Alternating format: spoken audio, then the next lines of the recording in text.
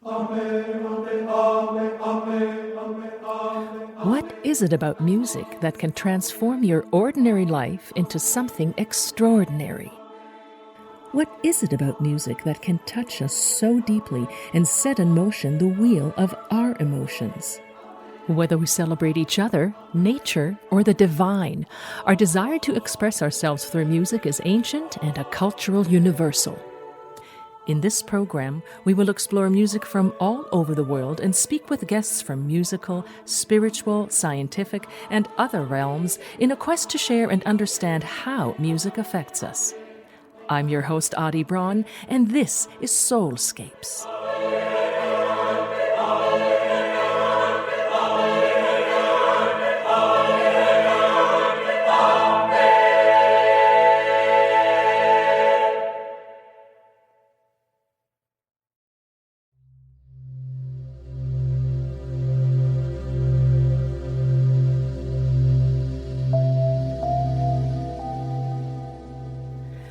The healing properties of music are ancient and deeply rooted in our rituals and history of storytelling.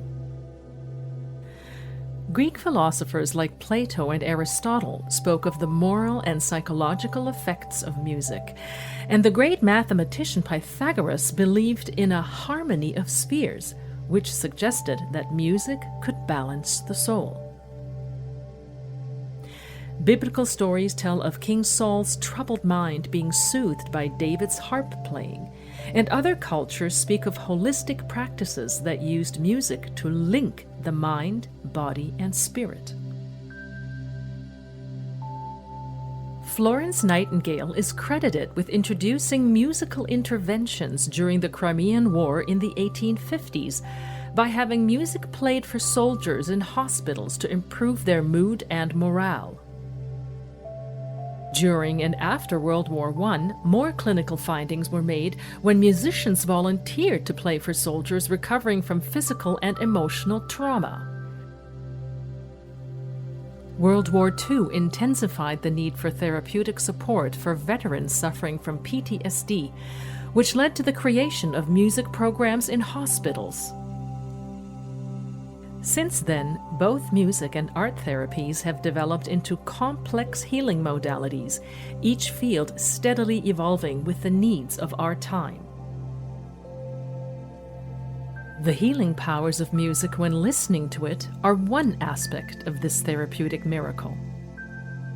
But what about the positive effects on people when they are actually engaged in making music?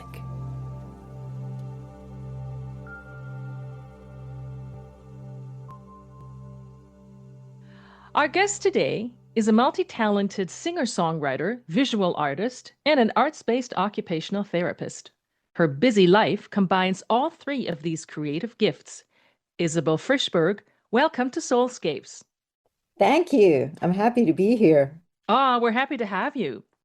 Let's do something fun, Isabel. If I say music, you say... Life, community, play. Oh, I'm in for sure. Thank you. Those are really inspirational words. What role does music play in your life? Oh man, it's part of my heart. It's my lifeline. Um, I didn't have music per se growing up as far as lessons. Huh. I came to music very late in life, but I had seeds of music throughout my growing younger life in my family. And music has become a way that I express my my life, my songs, different things happening in my life that could only be put into a song. It has created immense, wonderful friendships, community. I feel really blessed to have music and to share music. So it's a major player in your life. Yeah, and it competes with my other players because my first base, there was a baseball game, would be painting and then music. But now it's kind of They're always competing. Tell me more about one of your earliest memories that involve music, either hearing it or playing it, just anything to do with music, your very early memories. Well, I had a sister, she passed 3 years ago, Mm. Gretel, who was 11 years older, and she loved music as well.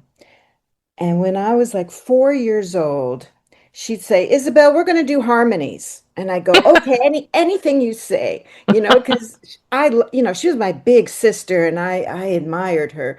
And she was, okay, sing ding dong bell. And I'm going to sing ding dong bell, but you stay with your part. And of course, I'd gravitate to her part. And she'd laugh and tease me. But and then I had this little baby piano, like in the Peanuts, and I loved it too. And she taught me three songs: Chopsticks, Mary Had a Little Lamb, Baba Black Sheep. Those are my hits, but the piano didn't get bigger. So, but the craving for it was always there. Oh.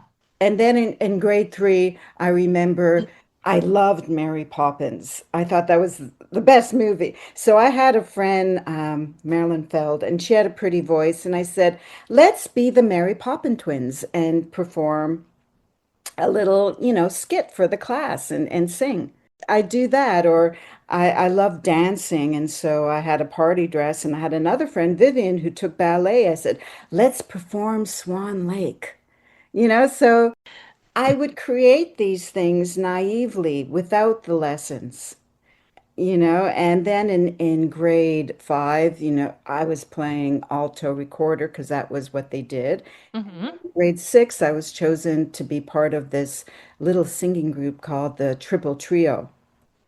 What I'm hearing in all these memories is that there's an innocence, but there's play involved. So, Oh, yeah. there's a naturalness and the big sisters. So those must be really vivid, wonderful memories for you. Yeah, and my big sister brought so many great albums. I was introduced to music that no one else was hearing at the time, and very diverse from Mancini, Burt Bacharach, to of course the Beatles and Simon and Garfunkel and Bobby Gentry. Like really interesting, and it touched me. I felt that music deeply. My mother was very musical. She had a brother, Chaim, who made his own fiddle and composed music. But when, Incredible. yeah, but during the war, they fled by accident to Siberia. And Some accident. I know. And poor Chaim ended up with typhus. And the way my mother would describe him, Oi, Chaim, he was so good looking. He was like an Elvis, better than Elvis. But this nurse, she loved him. But when he had typhus, she overfed him and he died. That is so tragic. But he made his own fiddle. Wow. You wear many wonderful hats. You're an arts based occupational therapist, a singer songwriter, and a filmmaker. How do these occupations coexist, and what led you to these paths? Yeah, that's a good question. Sometimes I feel I'm this onion, with these different layers, and it's not Yeah. always easy to express, but it's been a journey, and I think they all they all complement each other, Hmm. sometimes compete, but they do. They're like a tree with many beautiful branches and feed off of each other.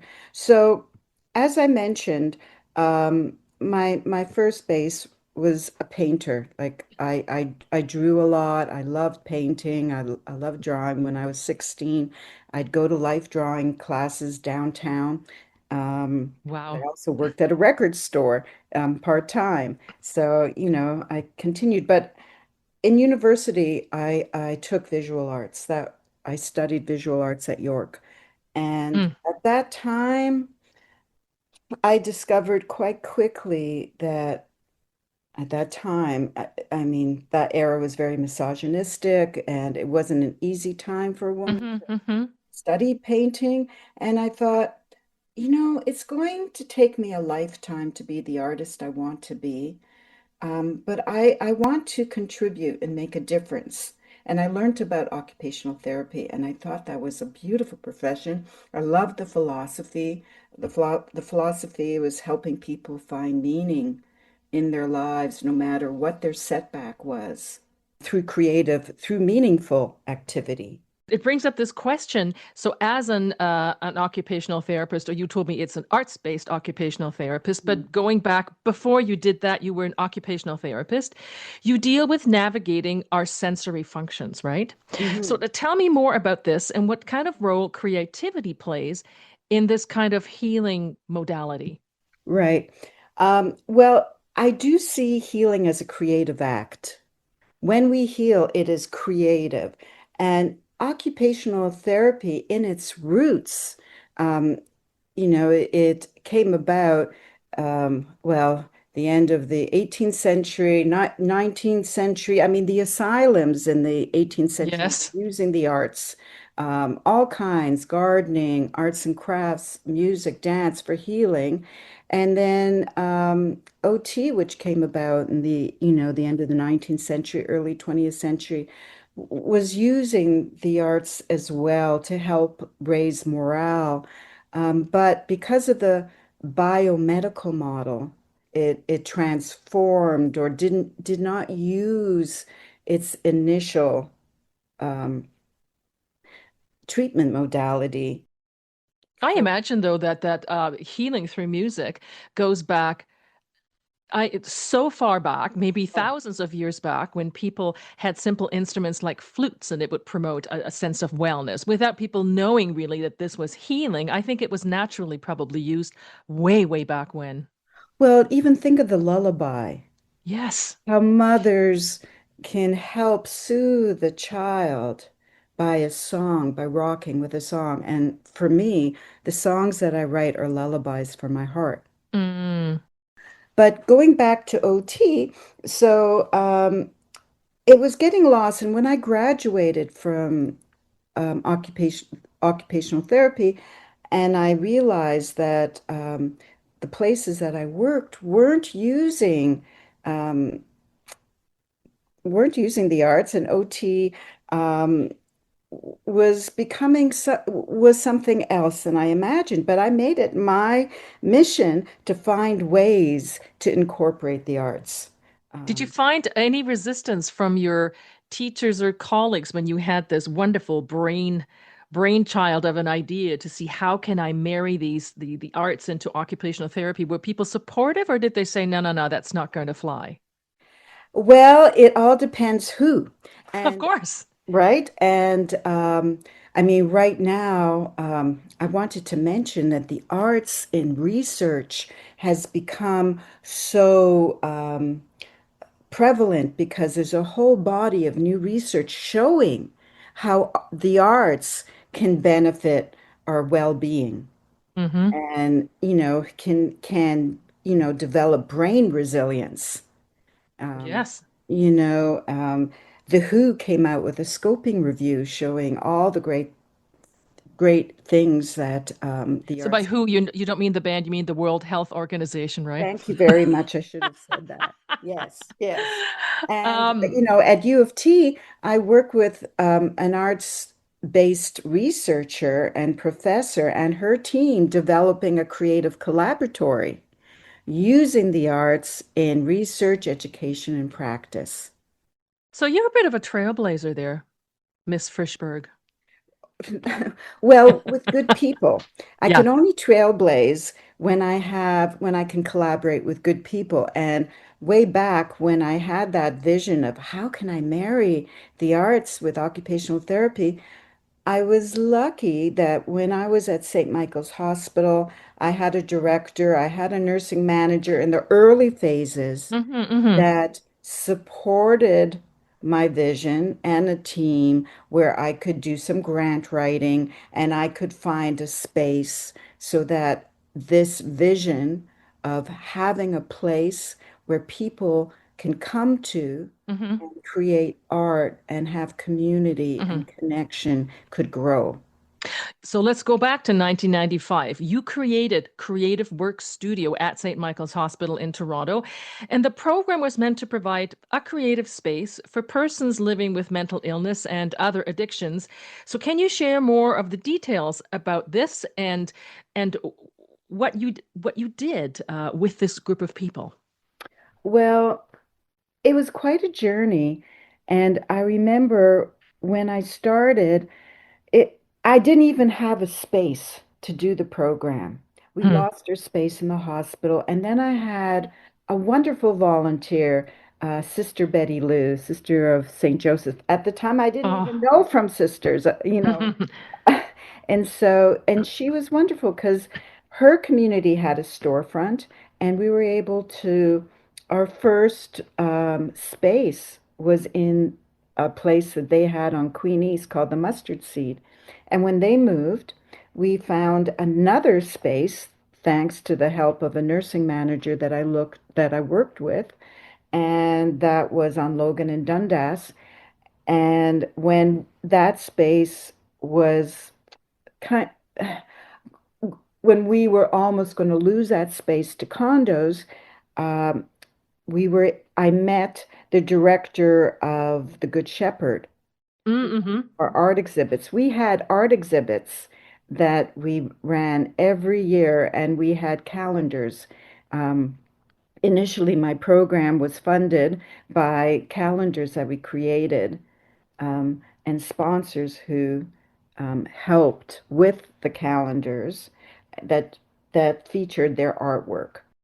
So, okay, so let's talk about the individuals. How large a group was the original one of the participants? We would have, anywhere between 10 to 20 in a program, but it would grow over the years. There were hundreds, thousands that came through. Of course, and of course, having an arts background was not important because everybody was using their same innate skills to Oh, participate, right? many of the people, they'd come to the studio and they'd see the artwork that we'd have on the walls and they'd be intimidated. And I'd say, don't worry, this is a safe space where Mm-hmm. you can discover your artist.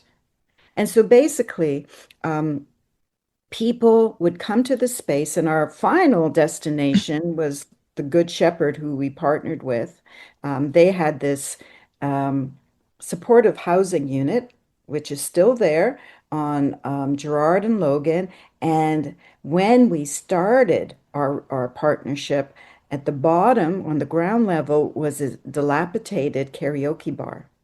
And because they had a supporting housing project in that neighborhood, many of the people were suspicious about it and weren't comfortable with that housing project. And they thought that if they partnered with us and people would see that we're actually creating and doing work in in that unit. So it would give the people around a different understanding about what mental illness is about, because there's a Cons great stigma Yeah, around. well, yeah, but if they know the context, the proper context, Yes. people are just not informed enough.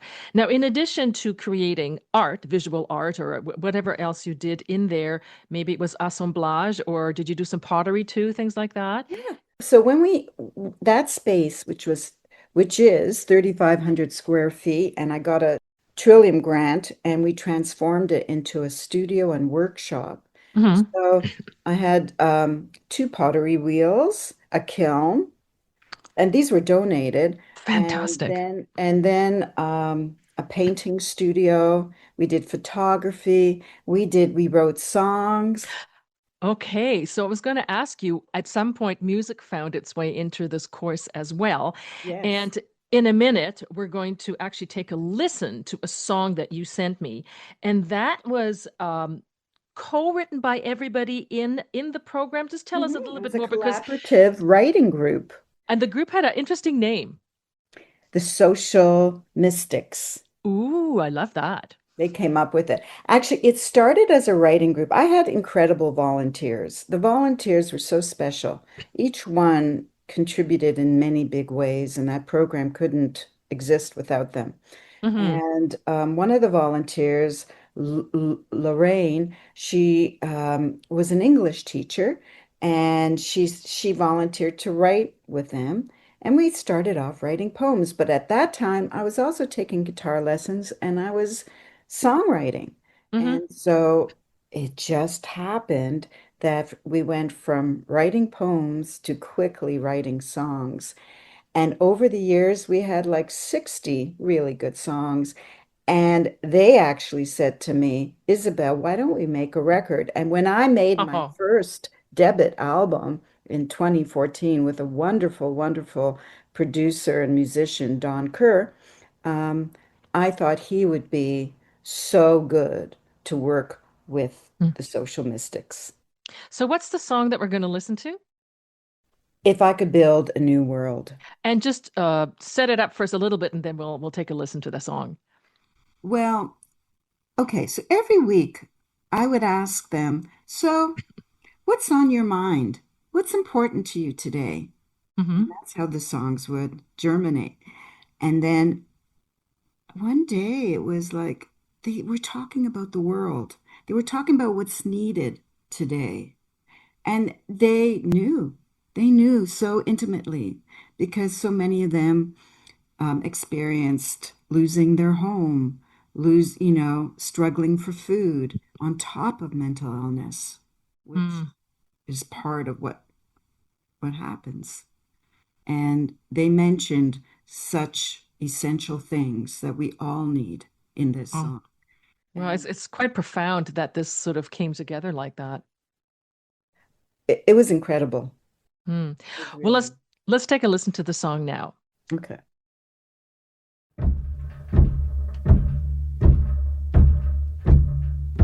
If I could build a new world, I'd wave a new flag. No one would go hungry, no one would beg. We could eat rice pudding and cake and ice cream. For the birth of my new world, a new social scene. If I could build a new world, love would be a real thing. No one would be lonely, our hearts would sing. We'd dance to the Beatles and all hold hands. For we would love, love, love with the help from our friends. If I could build a new world, I wouldn't need a talk show, 'cause we'd be talking on the streets instead. And we'd be listening, not scrambling our heads. No need to text, text, text to see what's next, next, next.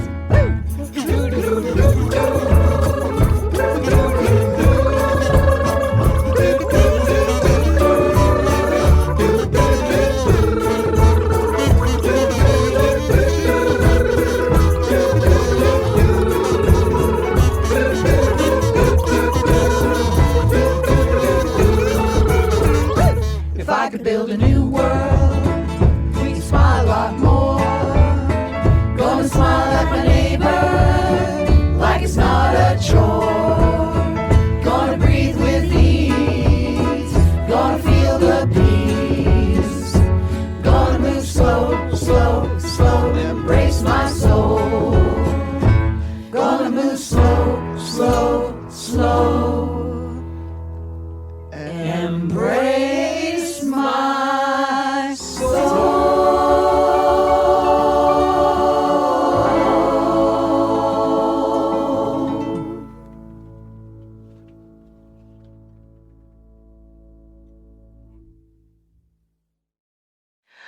What a great song. And what you heard was a song entitled If I Could Build a New World, performed by the Social Mystics, spearheaded by a great social mystic, Isabel Fryszberg, from her time at Creative Works studio at St. Michael's Hospital. And you said you had a whole CD that came out of this? Yes, and it's on Bandcamp. You can Okay. actually find it on Bandcamp. If I search under Social Mystics, I can find it? Social Mystics, yes. Great.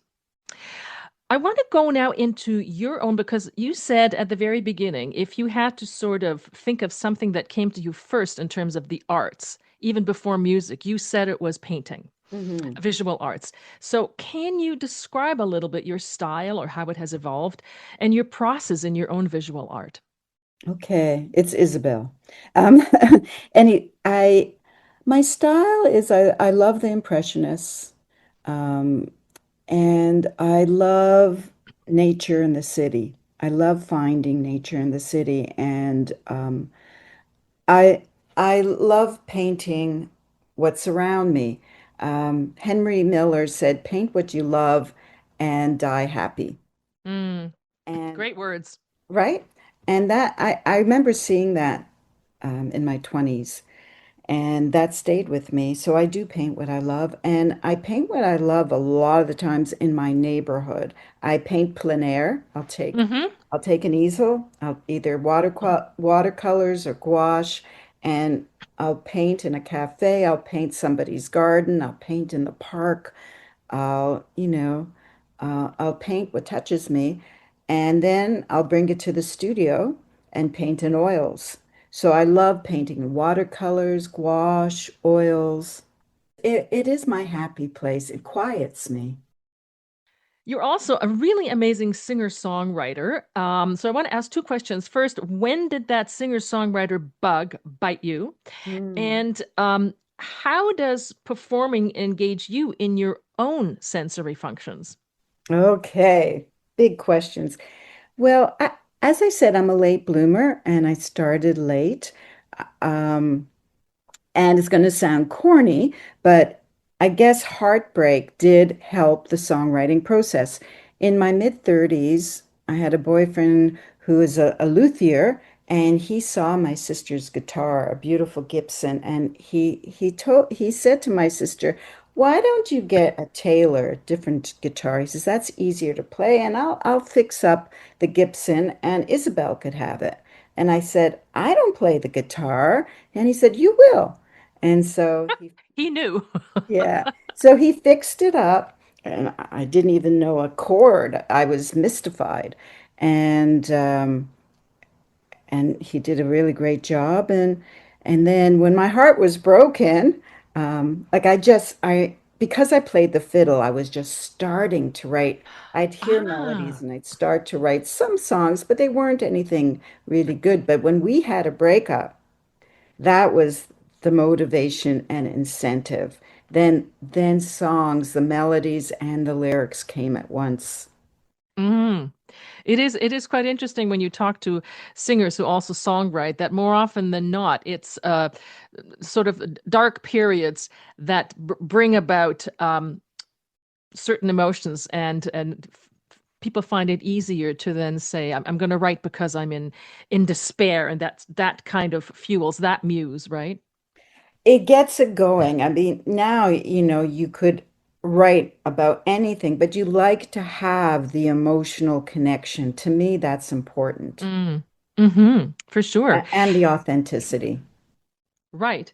And so then, yeah, so the second question then was, though, how does performing sort of engage all of your sensory functions? Like, what do you notice about yourself? Because you were taught to be an occupational therapist, and Mm. you observe other people a lot. What do you notice anything over the years that's happened to you that's kind of miraculous or interesting?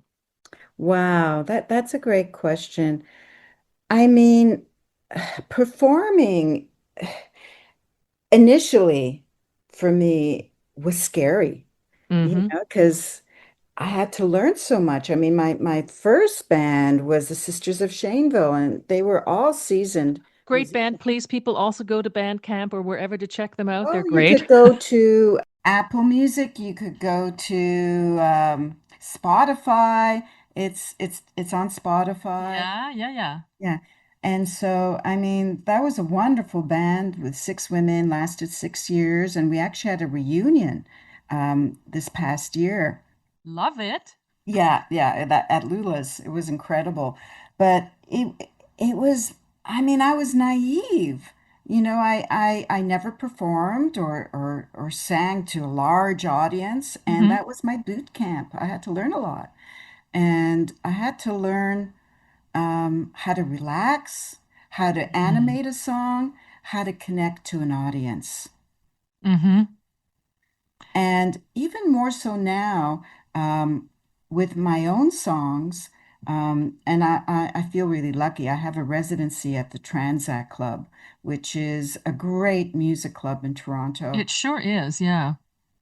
And I play there every fourth Saturday of the month from 5 to 7. And I have a wonderful little band, Isabel and the Uncommons. Love that And name too. yeah. And what I really, ideally, what I love to do is, in addition to connect with the audience, give them something that will touch them or um, be healing as well, Mm-hmm. because Mm-hmm. we all need healing at whatever level, whatever place. Even Yes. entertainment, is a form of healing. Yes. Yeah. We use that word in a kind of, I want to be entertained, but to truly be entertained, you're engaged, you're feeling good. And feeling good brings about healing, Ex Ta-da, right? exactly. Yeah. And I remember actually a couple of months ago, I was playing at the Cameron for this songwriter festival, and there was like 40 songwriters, and we were performing one song. So your sound check was right on stage as you do that song, which is Mm-hmm. difficult, right? And so I was feeling, oh, my guitar is not sounding the way I'd like it, my voice is not sound, and I had this chatter. And Mm-hmm. the best performances are when you don't have the chatter. But there was some chatter, and I thought, oh, I think I sucked. And then when I went off stage, this young girl went up to me and said, I loved the song you sang about. It was a song I wrote recently about my sister. And she says, Mm-hmm. I recorded it and sent it to my sister. And so I thought, that's what it's about. It's not about me. And Wow.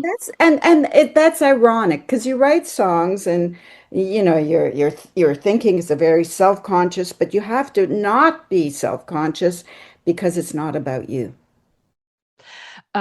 What have been some of your most transformative and uplifting moments that involve music or art?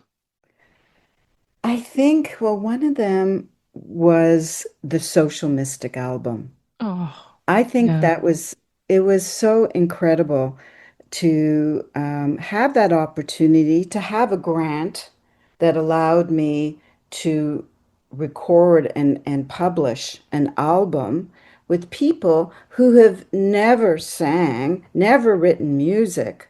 Most of them. There's one fellow who played the guitar quite nicely, and for him to be able to be in a real recording studio was so he loved it. He didn't want to leave one day. Mm-hmm. I mean, I have stories that I could tell you how each individual involved from the studio were transformed by that experience. One woman who just came out of hospital was frightened to go on the subway. Another member helped her come to the studio. It was Don Kerr's studio, and they were there from 9 to 5, 15 of them.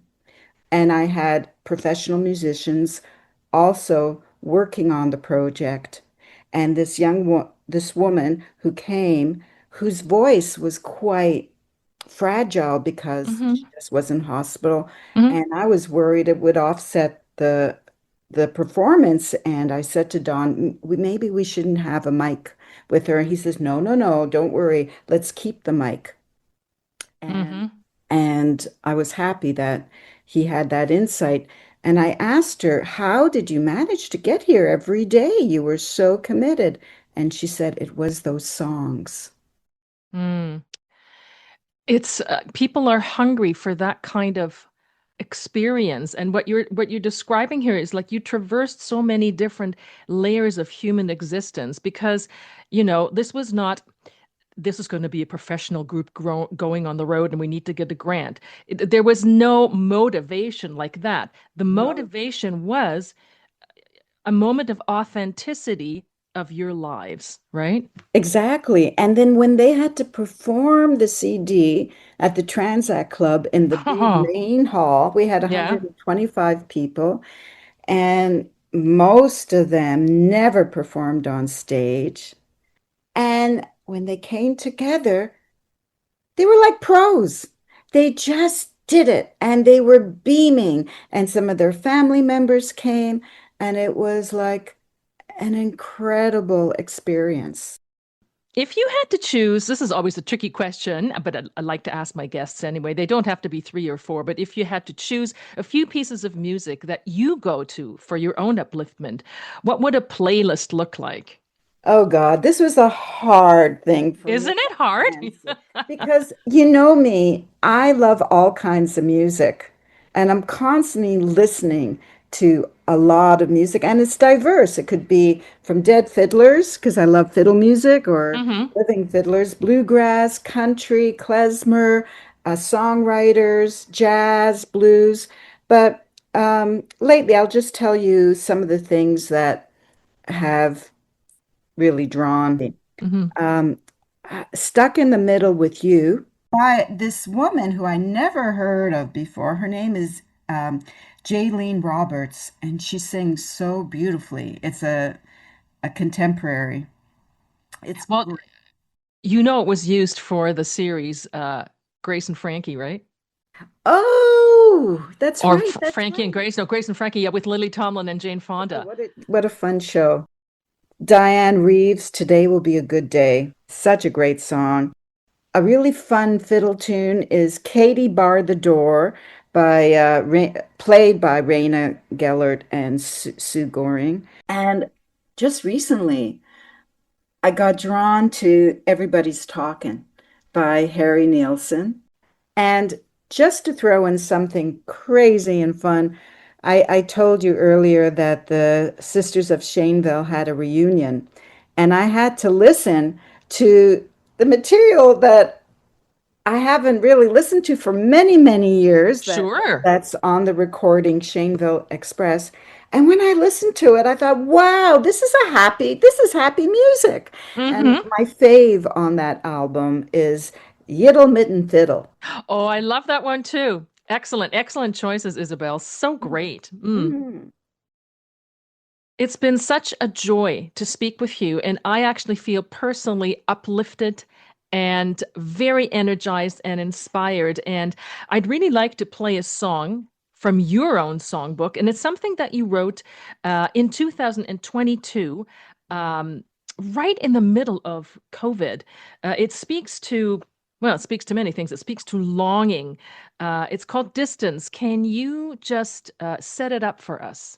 Yes, well, during the lockdown, it was really hard. I mean, to not be able to connect, to literally have that distance from life, from so many, even my own family, who lived in Richmond Hill, friends. It was very hard, and I was feeling touch deprived. And I was driving my car, and all of a sudden, the words and the melody came as a tango. I've never written a Mm. tango before, and it was very unconscious, but a tango is a perfect melody for a song that has that yearning and upset and emotion, intensity, a dance when we weren't allowed to dance with others. So let's take a listen now to a song written by my guest today and also performed by Isabel Fryszberg. It's called Distance. I want to get a little touch from you, kiss from you, embrace from you. I want to get so close to you, but I'm gonna keep my distance. I want to dance cheek to cheek with you, slow with you, tight with you, all through the night with you. Someday we can talk till the night goes by. can sigh and we can cry. We can walk towards the sky, and we can fly.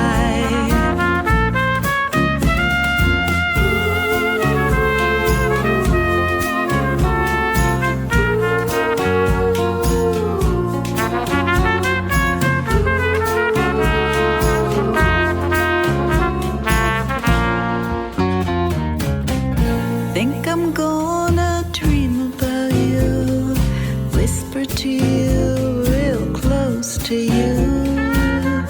I can be so free with you, without distance. In my dreams I'll dance with you, drink with you, I'll breathe with you. I'll laugh real hard with you and sing soft songs. We can talk till the night goes by. We can sigh and we can cry. We can walk towards the sky, and we can fly.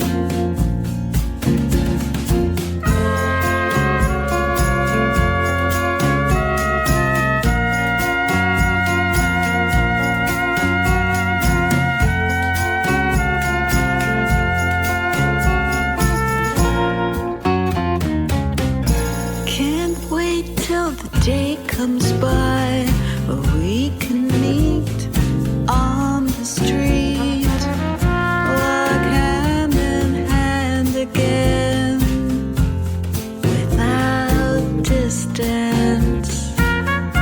Walk hand in hand again, without distance.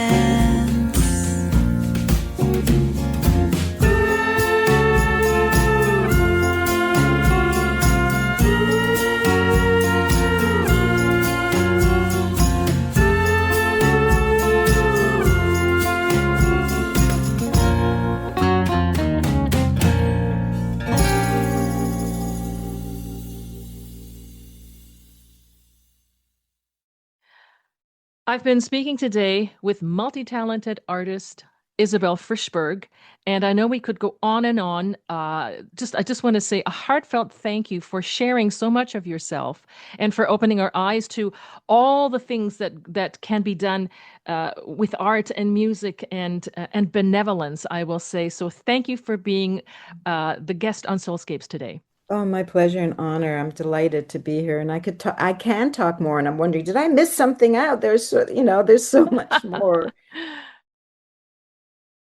From north to south and east to west, music inhabits every corner of our world and beyond.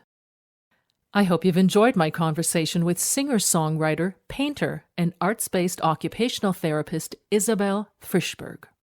I'm Adi BRAUN, and this is Soulscapes.